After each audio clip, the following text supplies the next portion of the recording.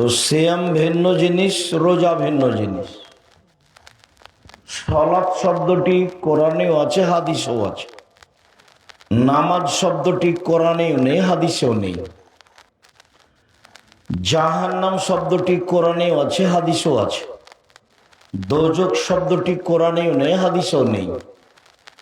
জান্নাত শব্দটি কোরআনেও আছে, হাদিসেও আছে। বেহেশত শব্দটি কোরআনেও নেই, হাদিসেও নেই। আল্লাহ শব্দটি কোরআনেও আছে, হাদিসেও আছে। খোদা শব্দটি কোরআনেও নেই, হাদিসেও নেই। তো যে নামগুলি কোরআনে আছে, হাদিসে আছে, সে নামগুলি আল্লাহ এবং আল্লাহ রসুল দিয়েছেন, সেগুলি কি আমাদের জন্য বলা ভালো নয়? অবশ্যই ভালো। যদি এক শ্রেণীর আলেম অহংকার দিয়ে বলতে চাই, কে বলেছে নামাজ চলবে না, কে বলেছে রোজা চলবে না, এইটা হলো হঠকারিতা। আল্লাহর দেওয়া নামটা তুমি বলো না কেন, তাতে তোমার সমস্যা কোথায়? নবীর দেওয়া নামটা তুমি বলো না কেন, সমস্যা কোথায়? আর দুইটার মধ্যে পার্থক্য আছে তো, দুইটা এক নয়। সিয়াম আর রোজা এক নয়। রোজা মানে উপবাস থাকা, গালি দিয়ে উপবাস থাকা যায়, দাড়ি চেঁচে উপবাস থাকা যায়, ধোকা দিয়ে উপবাস থাকা যায়, সুদ খেয়ে উপবাস থাকা যায়, ঘুষ দিয়ে উপবাস থাকা যায়, দোকানে আড্ডা পিঠে ল্যাংটা মেয়ে দিন রাত দোকানে বসে দেখে চক্ষু ঠান্ডা করে কলিজা ঠান্ডা করে রোজা থাকা যায়, সিয়াম থাকা যায়। সিয়াম মানে বিরত থাকা, দুটোই এক নয়। একটা মহিলার নগ্ন পোশাক পরে রাস্তাঘাটে ঘুরে রোজা থাকতে পারে, সিয়াম থাকতে পারে না। ছোট ব্লাউজ পরে পেট দেখে রাস্তাঘাটে চলে, ও রোজা থাকতে পারে, সিয়াম থাকতে পারে না। সিয়াম মানে ফজরের আজান থেকে নিয়ে সূর্য ডোবা পর্যন্ত খাওয়া পান করা, স্ত্রী মিলন, যাবতীয় অপছন্দ কথা ও কর্ম থেকে বিরত থাকার নাম সিয়াম। আল্লাহর নবী বলেছেন যে সিয়াম পালনকারীকে যদি কেউ সিয়াম পালনকারী লাম আসখাব অলম এরফস, কোনো অপছন্দ অশ্লীল কাজে লিপ্ত হতে পাবে না, আর হইচইমূলক কোনো অপছন্দ কর্মকাণ্ড ঘটাতে পাবে না। বুখারী মুসলিম। আবার আল্লাহর নবী বলছেন যে মাল্লাম ইয়াদা কাওলা জুরে ওয়াল আমালা বিহি, যে ব্যক্তি মিথ্যা কথা ছাড়লো না, অপছন্দ কথা ও কর্ম ত্যাগ করলো না, তার না খেয়ে থাকলেই কি আর না থাকলেই কি, এতে আল্লাহর কোনো প্রয়োজন নাই। তাহলে ফলাফল কি হলো? মিথ্যা কথা বলে, ধোকা দিয়ে, দোকানে বসে আড্ডা পিটে, সুদ ঘুষ খেয়ে সিয়াম থাকা যায় না রোজা থাকা যায়? রোজা থাকা যায়, সিয়াম নয়। সিয়াম তো একটা ভিন্ন ধরনের ইবাদত, একেবারেই ব্যতিক্রম ইবাদত। এখানে বহু মানুষ আছে যারা কিস্তিতে টাকা উঠায়, দিনরাত শয়তানি করে ধর্ম দেখাবাটা ফাইজলামি করো, কিস্তি উঠাও কেন? তো জেনা যেমন পাপ, সুদও তেমন পাপ। শরম হয় না কেন তোমার? মানুষের বাড়িতে কাজ করে খাওয়া, মানুষের বাড়িতে কাজ করে খাও। যদি কাজ না পাও ভিক্ষে করে খাও। সুদ খাওয়া কেন? সুদ তো হারাম। ও সুদকে এক সময় জেনার সমতুল্য বলা হয়েছে, সুদকে এক সময় শুকুরের সোরের সাথে জড়ানো হয়েছে, সুদকে এক সময় আপনার ওই জুয়ার সাথে জড়ানো হয়েছে। যেসব পাপের কারণে পরকাল সরাসরি হারিয়ে যাবে, ধ্বংস, তার একটা সুদ। তো কিস্তিতে টাকা উঠাবেন কেন? আপনার বউ টাকা উঠায় কেন? বউ কথা শোনে না, কথা না শুনলে তালাক দিয়ে দেন। ও হস্তিনী বউ নিয়ে চলতে হবে কেন? ও হস্তিনী বউ নিয়ে চলতে হবে কেন? যার ঢং নাই, বেঢঙ্গা, সুদের টাকা উঠায়, কিস্তি তোলেই, এই বাড়ি ওই বাড়ি, এই পাড়া ওই পাড়া, ঢং ঢং করে হ্যাঁ করে হাঁটা চলে যায়। কেন আপনাকে খারাপ লাগে না? খারাপ লাগে না কেন? একটু পুরুষের মতো থাকবেন, জীবনটা অল্প দিন বাঁচতে এসেছেন, এসব নোংরা জঘন্য খারাপ চালচলন চরিত্র নিয়ে বাঁচতে চান কেন? যদিও এখানে দুটা রহস্য আছে। একটা রহস্য হচ্ছে যে পিতার দায়িত্ব পালন করে না, মা মায়ের দায়িত্ব পালন করে না, যার কারণে এই সমাজ এরকম হচ্ছে। আর আব্দুল্লাহর বক্তব্য তো বুঝতে পারছিলাম যে যদি মসজিদের ইমামের হাতে এইসব দায়িত্ব দেওয়া হয় তাহলে সেটা সহজ। জানাজা হবে কি হবে না মসজিদের ইমাম সিদ্ধান্ত নেবে, সুদ খাবে কি খাবে না মসজিদের ইমাম সিদ্ধান্ত নেবে,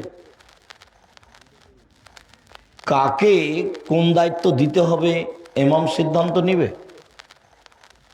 আর সব বিষয়ে মজবুত না হলে দায়িত্ব মানুষের নেওয়াও ঠিক নয়।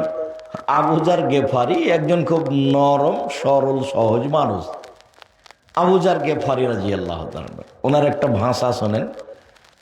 উনি বলছেন যে আমি বললাম, আল্লাহ রাসূল, আলা তাস্তামিলুনি, আপনি আমাকে একটু এলাকার দায়িত্বশীল করে দিবেন না, আমাকে এলাকার নেতা করে দেন, আমি এলাকার নেতা হতে চাই। মেম্বার সাহেব একটু শোনেন। ও মেম্বার, চা খাইয়ে মেম্বারি করেন আপনি? চেয়ারম্যান সাহেব, আপনি কিসের চেয়ারম্যান গো? মানুষের সাথে প্রতারণা দিয়ে, ধোঁকা দিয়ে, ফাঁকি দিয়ে, মিথ্যার আশ্রয় নিয়ে তো খাঁটি মুনাফেক, কিসের সমাজের দায়িত্ব পালন করবে? তো বলছেন আমাদের এলাকার আমাকে একটু নেতা করে দেন না। আবু যার গেফারি বলছে, খুব বিশিষ্ট সাহাবী। তো আল্লাহ রাসূল বলছেন, উনি বলছেন ফাদারাবা আলা মানকিবি বিয়াদাইহি, আল্লাহ নবী তার হাত দিয়ে আমার পিঠের উপর একটা আঘাত মারলেন। এই কথা বলতে প্রথমে আমার পিঠের উপর একটা আঘাত মারলেন।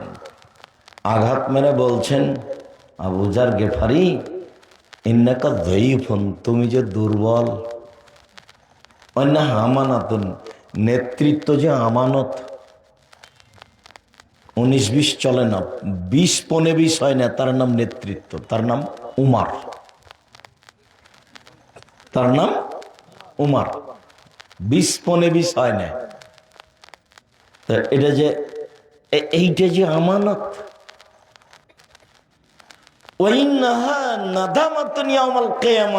এটা যে বিচারের মাঠে অপমান।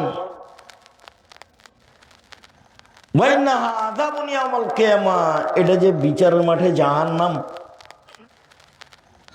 এই 4-5টা একসাথে কথা বললেন।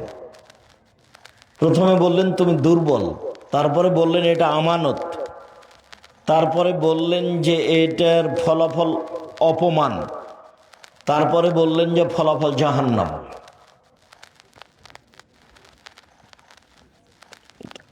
আমি এখানে লম্বা কথা বলতে চাইনি, চট করে একটা বাক্য আসলো সেই জন্য বলছি। সব হাদিসগুলো বুখারী মুসলিমের। যে রাসূল সাল্লাল্লাহু আলাইহি সাল্লাম বলছেন, যারা সমাজের নেতৃত্ব দেয়, ওয়াইলুন লিল উমারায়ে, ধ্বংস সুনিশ্চিত নেতাদের জন্য। ওয়াইলুন লিল ওরাফায়ে, ধ্বংস সুনিশ্চিত এলাকার নেতাদের জন্য। ওয়াইলুন লিল উমানায়ে, ধ্বংস সুনিশ্চিত যত জিম্মেদার আছে, হেড মাওলানা, হেডমাস্টার, প্রিন্সিপাল, যাদের কাছে টাকা থাকে, মাদ্রাসার সভাপতি, সেক্রেটারি, ধ্বংস সুনিশ্চিত এদের জন্য। এই 4টে কথা বলার পরে বলছেন লা ইয়াতামান্নায়ান্না ইয়াউমাল কিয়ামা, এরা বিচারের মাঠে আকাঙ্ক্ষা করবে পরিস্থিতি দেখে যে লাব্বানা দাওয়াইবাহুম মুআল্লাকাতুন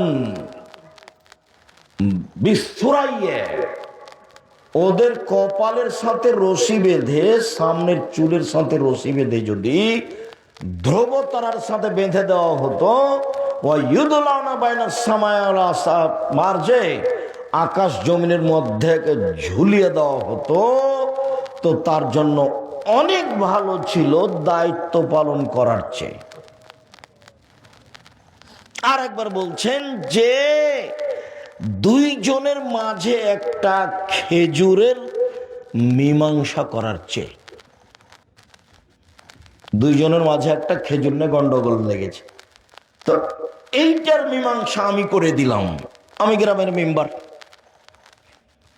তো এই একটা খেজুরের মীমাংসা করার চেয়ে আমার কপালের সাথে রশি বেঁধে মাথার সামনের চুলের সাথে ধ্রুব তারার সাথে লাগিয়ে ওকে ঝুলিয়ে দেওয়া হতো, আর ঝুলতে থাকবে। এটা আমার জন্য অনেক অনেক অনেক ভালো মানুষের মাঝে বিচার করার চেয়ে, মানুষের সমাজের দায়িত্ব পালন করার চেয়ে। আমি তো বক্তব্যে বহুদিন বলেছি, যদি চেয়ারম্যান জানতো যে কেমন ঠেলা বিচারের মাঠে, যদি এমপি মন্ত্রী জানতো, তাহলে বলতো আসসালামু আলাইকুম জনগণ, আমার ভুল হয়েছে, আমার বাপের জমি আছে তানোর পলাশিতে 10 শতক, ওখানে বেগুনের চাষ করে খাবো, আমি গেলাম, আসসালামু আলাইকুম। ও তো আর এগুলো বুঝেনি যে কেমন ঠেলা আছে। উমর রাদিয়াল্লাহু তাআলা বলছেন যে এবাদত যা আগে করেছি, যতদিন নেতৃত্ব দিয়েছি ততদিন খালি যদি সমান সমান হয়, খালি সমান সমান, তাহলে আলহামদুলিল্লাহ। মানে খালি যদি বাঁচতে পারি বিচারের মাঠে, সব মিলে নেতৃত্ব দিতে লেগে যা করেছি ভালো, আর যা করেছি মন্দ, দায়িত্ব পালনে যা করেছি, এতে যদি খালি সমান সমান হয়, তাহলে আলহামদুলিল্লাহ, বাঁচলেই হলো। সম্মানিত দিনী ভাই বোন, সিয়াম শব্দের আভিধানিক অর্থ হলো বিরত থাকা। শরীয়তের পরিভাষায় ফজরের আযান থেকে নিয়ে সূর্য ডোবা পর্যন্ত খাওয়া পান করা, স্ত্রী মিলন, যাবতীয় অপছন্দ কথা ও কর্ম থেকে বিরত থাকার নাম সিয়াম। খুব মনে থাকে যেন। আর যারা রাস্তাঘাটে কেউ আছেন, রাস্তাঘাটে চা খাচ্ছেন কেন? ওখানে আজকেই চা খেতে হবে, আজকেই জিলাপি কিনতে হবে।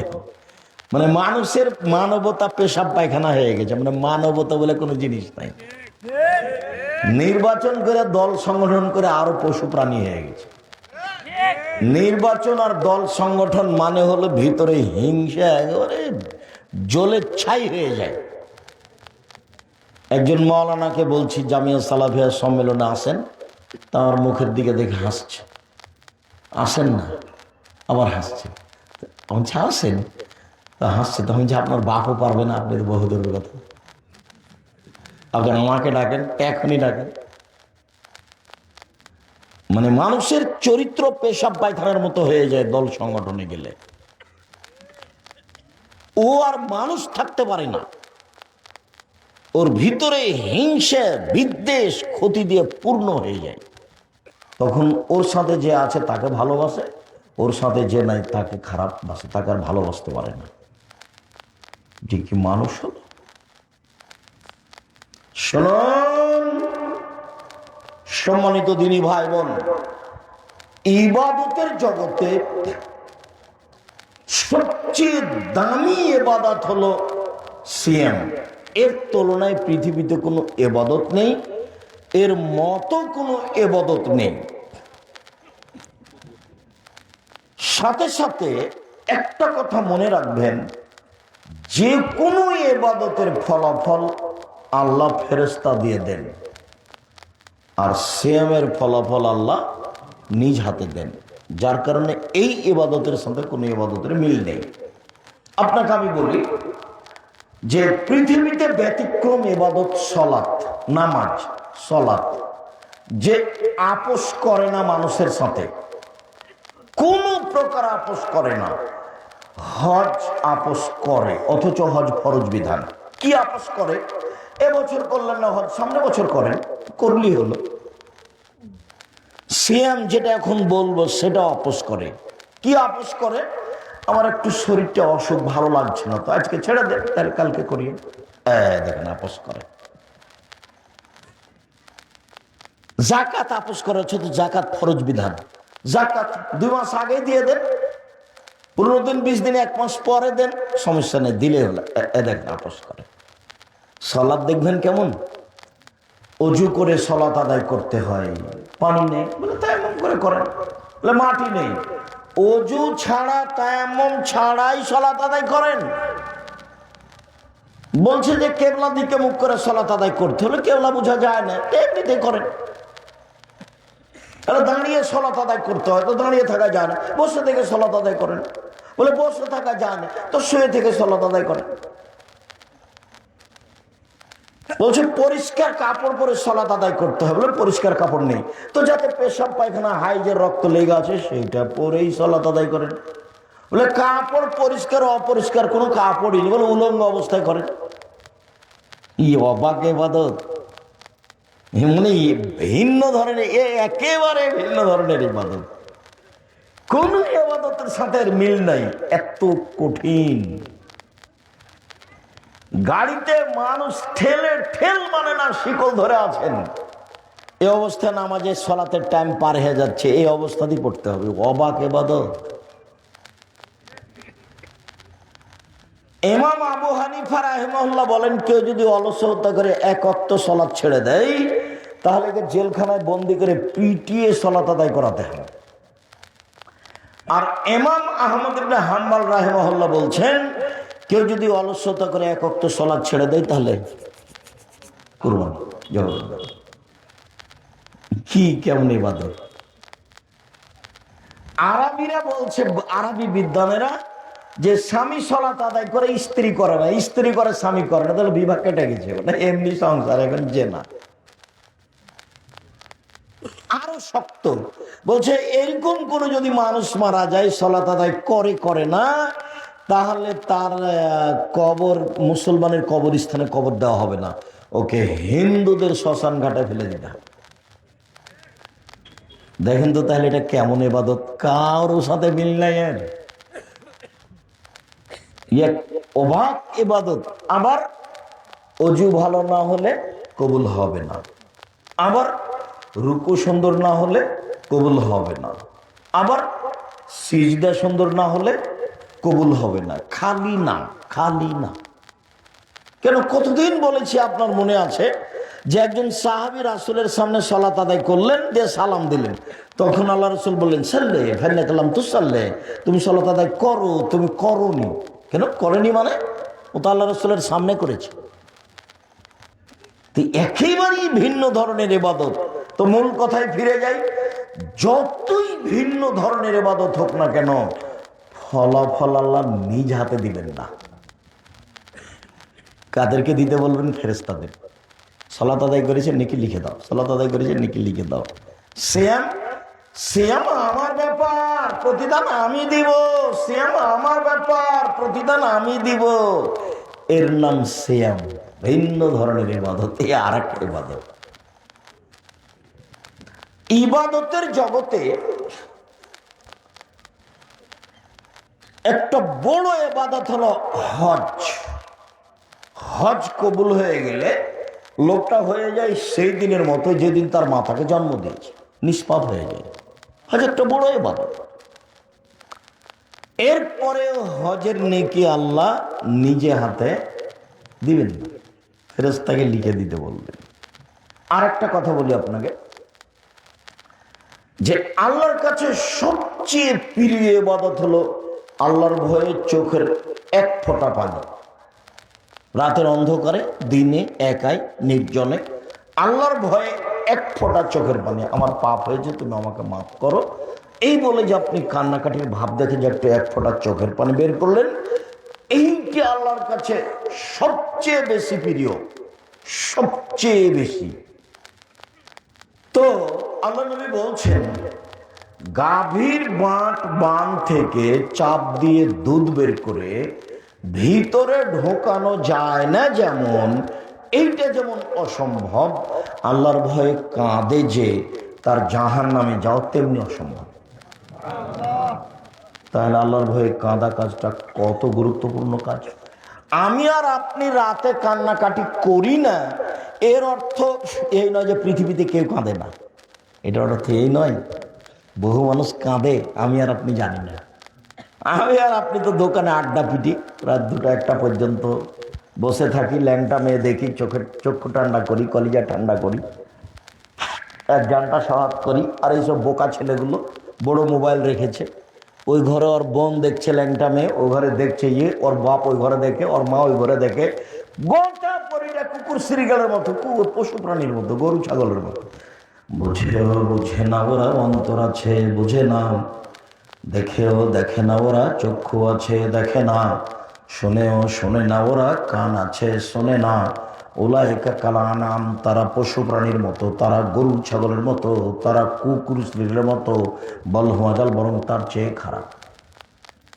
আল্লাহ বলছে মানুষ পশু প্রাণীর মতো, গরু ছাগলের মতো, কুকুর শ্রীর মতো। এই ছেলে, এই শোনো, তোমার আব্বা যে মসজিদ থেকে বের হয়ে দোকানে বসে যে এভাবে টুপি মাথায় দিয়ে দেখছি ল্যাংটা মেয়েটা, তো তোমার আব্বাকে বলে দেখো তো, আব্বা আপনাকে কেমন লাগে? আব্বা আপনি ভালো মানুষ, দেখি তোমার আব্বা কি বলে, বলেই দেখো। আমাদের এই এলাকাতে নতুন নোংরা অভ্যাস হয়েছে, ঘন্টার ঘন্টা দোকানে বসে আছে। আমরা তো কই জীবনে একদিন বসি না, একদিন 1 মিনিটও নয়। আমার জীবনে কোনোদিন চায়ের স্টলে বসিনি। আমার মা বলতেন, দোকানে বসিও না বাড়ি থেকে বিদায় করার সময়তে, প্রাইভেট পড়ায় না, বন্ধু তালিক করো না, মানুষের বাড়িতে দাওয়াত খায় না। আমার মা নিরক্ষর। এক, দোকানে বসিও না। 2, বন্ধু তালিক করিও না। 3, প্রাইভেট পড়ায় না। 4, মানুষের বাড়িতে দাওয়াত খায় না। এইভাবে আমার মা বলতে বলতে বের হতো। আমি আগে আগে হাঁটতাম আর আমার মা পিছে পিছে হাঁটতাম। কই আমরা 1 মিনিটের জন্য দোকানে বসি না। জামিয়া সালাফিয়া তো বিশাল প্রতিষ্ঠান, আর এইটা তো আপনাদের বলতে বলতে আমার সময় কাটছে। আব্দুল রাজাক সাহেব, কাজ শুরু করছেন না কেন? বলছেন তো শুনছি। কাজ শুরু হচ্ছে, হবে ইনশাল্লাহ। ছেলে মেয়ে বড় হয়ে গেল না, ইনশাল্লাহ। ধৈর্যের পরিচয় দেন। একে ভিন্নভাবে পরিকল্পনা করা হচ্ছে, দেশের একটা ব্যতিক্রম ভিন্ন ধরনের প্রতিষ্ঠান হবে, ইনশাল্লাহ হবেই, সময়ের গতিতে হবেই, ইনশাল্লাহ হবে।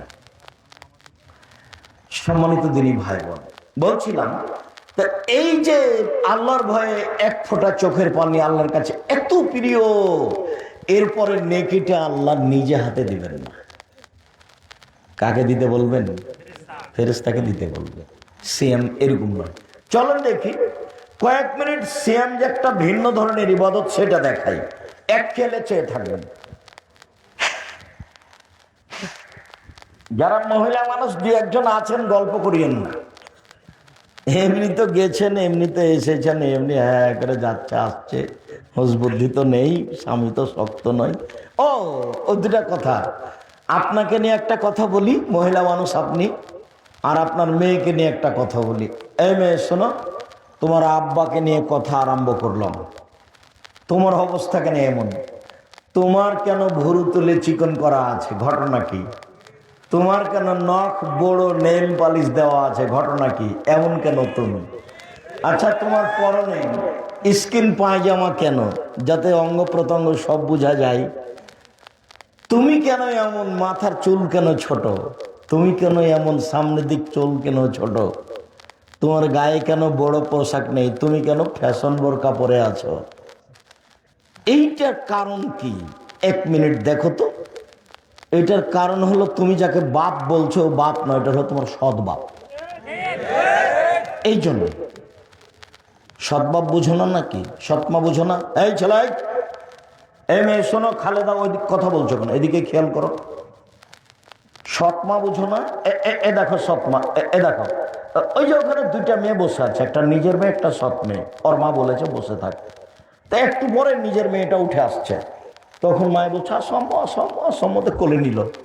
এবার সৎ মেয়েটা উঠে আসলো, তখন বলছে তুই ঢলি করে তোর দাঁত ভেঙে দেবো, বস যা, বস এখানে বস। হলো সৎ মা। তো এখন বললাম, এটা হলো তোমার সৎ বাপ। এই জন্য তোমার অবস্থা এরকম। বাপ দেখবে 1 মিনিট, বাপ কাকে বলে? এ দেখো, এদিকে খেয়াল করে গল্প করো না। বাপ কাকে বলে দেখাচ্ছি, 1 মিনিট। বুখারী মুসলিমের হাদিস। আয়েশা রাদিয়াল্লাহু তাআলা আনহা বলেন, একদা আমরা যুদ্ধ করে আসছিলাম, রাসূলের সাথে আমরা আছি, এক জায়গাতে অবস্থান করতেই আমার গলার হারটা হারিয়ে গেল। আমি আবার আমার বড় বোনের কাছ থেকে হারটা ধার করে চেয়ে নিয়ে এসেছি। আয়েশার বড় বোনের নাম কি বলেন তো দেখি? আসমা। আমি আমার বড় বোনের হারটা, গলার হারটা ধার করে চেয়ে নিয়ে এসেছি, আমি গলায় দিয়ে থাকবো। সেই জন্য মানুষের জিনিস মানুষ নিতে পারে। গলার হার হারিয়ে গেল, খুঁজে পাই না, যেতেও পারি না, এখানে পানিও নেই, অজুও করতে পারি না, সলাতের টাইম হয়ে গেছে, সলাতও আদায় করতে পারি না। তো ভালোই, সবাই বিপদে। তো জনগণ আমার আব্বাকে গিয়ে বলল, আপনি জানেন ঘটনা কি? কি হয়েছে? আপনার মেয়ে হার হারিয়েছে, তো খুঁজে পাওয়া যায় না, যেতেও পারি না, পানিও নেই, অজুও করতে পারি না, সালাত আদায় করতে পারি না, তাই এইটুকু অপরাধ। এখন আয়েশা বলছেন, আমার আব্বা আসলেন, ওই সময়তে আয়েশার যেটা অবস্থা, সে অবস্থা যদি আমাদের দেশের পিতারা দেখে তাহলে ওইদিকে যাবে না, উল্টা ফিরে যাবে। সেটা কি? আয়েশা রাদিয়াল্লাহু তাআলা আনহা বলেন, যখন আমার আব্বা আমার কাছে আসলেন, এসে কয়েকটা কিল আমার এই পেটের, এই পিঠের, পেট, শরীরের এক সাইডে এত জোরে মারলেন, আমার স্বামী আমার উরু আমার রানের উপরে মাথা দিয়ে না ঘুমালে আমি দূরে সরে যেতাম মায়ের কারণে, এত জোরে মারলেন, কয়েকটা কিল মারলেন। তো আমাদের দেশে মেয়ের উরু রানের উপরে মাথা দিয়ে যদি জামাই ঘুমিয়ে থাকে, তো শ্বশুরকে ওখানে যাবে? একটু দেখে তো উল্টা ফিরে আসবে। এটা আমাদের দেশের স্বভাব, তাই না? তাই গতি নেই। তা আয়েশা রাদিয়াল্লাহু তাআলা আনহা বলেন, মুহাম্মদ সাল্লাল্লাহু আলাইহি সাল্লাম আমার স্বামী আমার উরু রানের উপরে মাথা দিয়ে ঘুমাচ্ছেন, আমার আব্বা আসলেন, ফাল্লাকাজানি লাকজাতান শাদীদা, খুব জোরে আমার শরীরের উপরে আঘাত করলেন, কয়েক কিল। তাতে মনে হলো আমার স্বামী আমার উরু রানের উপরে মাথা দিয়ে না ঘুমালে মায়ের কারণে দূরে সরে যেতাম, এত জোরে মারলেন। সবচেয়ে বড় মানুষে মারলেন, সবচেয়ে বড় মহিলাকে মারলেন, সবচেয়ে বড় মানুষের সামনে মারলেন,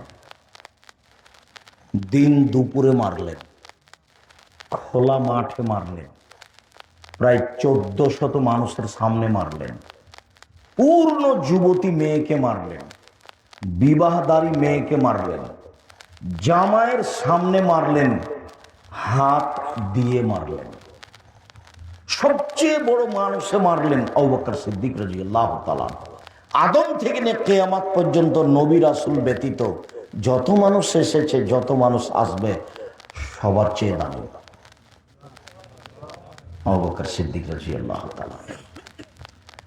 যাকে মারলেন ইলহনের আয়েশা, হাওয়া থেকে নিয়ে কিয়ামত পর্যন্ত যত মহিলা এসেছে, যত মহিলা আছে, যত মহিলা আসবে, সবার চেয়ে দামি। আর যার সামনে মারলেন, ইনি তো আর বলবো কি, ইনি হলেন মুহাম্মদ সাল্লাল্লাহু আলাইহি ওয়াসাল্লাম। ইনি হলেন জামাই। জান্নাতের গেটে লেখা আছে, সর্বপ্রথমে যিনি এই জান্নাতে প্রবেশ করবেন তিনি হলেন মুহাম্মদ সাল্লাল্লাহু আলাইহি ওয়াসাল্লাম।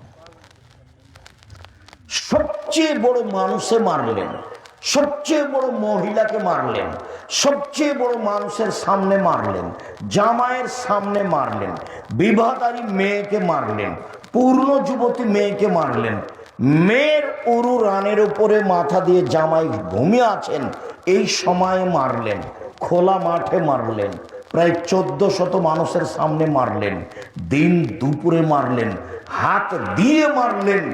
এত বড় বাপে এত বড় বেটিকে এত বড় মানুষের সামনে মেরে দিলেন। আর আপনার মেয়েটা ক্লাস 10-এ পড়ে, সারাদিন ঢং ঢং করে ঘুরে বেড়াচ্ছে, মাথার চুল ছোট করে, ভুরু চিকন করে, নখ বড় করে, নীল পালিশ দিয়ে। আপনি তাকে একটা ধমক দিতে পারেন না? আপনি আবার বাপ, আপনার মতো বাপ বেঁচে থাকার চেয়ে মরে যাওয়া ভালো। চিন্তা করিয়েন না ইয়াতিমের লালন পালন জামিয়া সালাফিয়া করে 519 জন ইয়াতিম আছে। আপনি ইনশাআল্লাহ আপনার মেয়ের লালন পালন হবে, আপনার মতো বাপের প্রয়োজন নাই, এরকম বাপের প্রয়োজন নাই। কালকে যদি 519 জন ইয়াতিম আরো বেশি হয়ে যায়, জামিয়া সালাফিয়া বহন করবে ইনশাআল্লাহ, কোনো সমস্যা নেই। 5000-এর বেশি ছেলে মেয়ে আছে, 300 জন শিক্ষক শিক্ষিকা আছে দেশ বিদেশের, প্রতি মাসে প্রায় 40 লক্ষ টাকা বেতন লাগে। তো কাজে আলহামদুলিল্লাহ এইটা তো অনেক বড়, অনেক এরিয়া নিয়ে 60-70 বিঘা জমি। রাজশাহী যেটা আছে 40 বিঘার উপরে আছে।